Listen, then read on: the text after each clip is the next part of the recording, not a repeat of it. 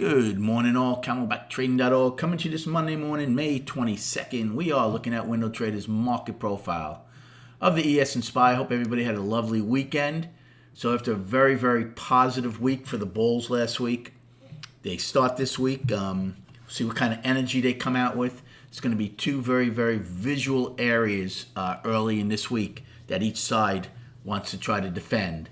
For the Bears, remember they did have a double distribution day, so they would love to defend those single prints, keep them in the lower distribution, not allow value to go overlapping a higher or higher, and keep value either unchanged or even lower if they're able to take out Friday's low. For the Bulls, the complete opposite. They certainly want to defend Friday's low for a couple of reasons. Number one, even though we had a trend day down on Friday, we spent the whole day basically in the price spike from Thursday. So that was still pretty positive for the Bulls. Number two, and even more importantly, if you take out Friday's low, the daily goes from up back into at least initially a 3-day balance, depending on how much they take out. So those are the two lines in the sand early, okay? I'm in two. Oh, no, I am in one. So right now, basically, we're talking 42.10 that the Bears want to defend, and certainly 16 and a quarter. And for the Bulls, it's Friday's low of 91.50. We did trade below Friday's low in the overnight so far. As far as NQ did not have single prints on Friday. They had a 9-wide POC. They had an afternoon rally high in F&H. They briefly got above it, as you can see in the overnight, but for now they're in the meat of Friday's profile. And as far as righty goes, righty also had a righty had a triple distribution day down. We had the singles in D, and then we had the little singles in B.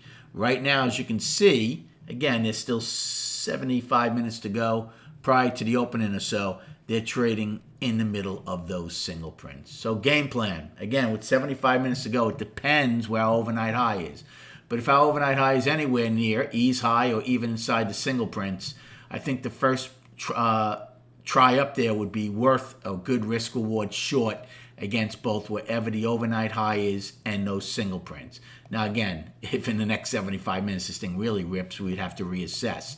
But if it's anywhere between here and around A's low of 16, I think against it a short the first time would be okay.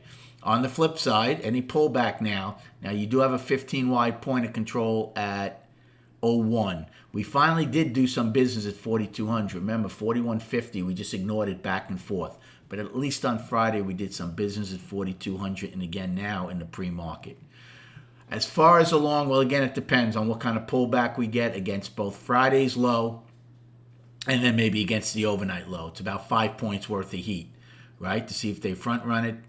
But again, if you do take out Friday's low, you would be back in balance on the daily. Again, all early plays. And then just quickly on our chart, so here's the weekly. We broke out of a 7-week balance to the upside. So the monthly is balanced, the weekly is up, and the daily is also up as they got above this 34-day balance 2 days on Thursday and Friday.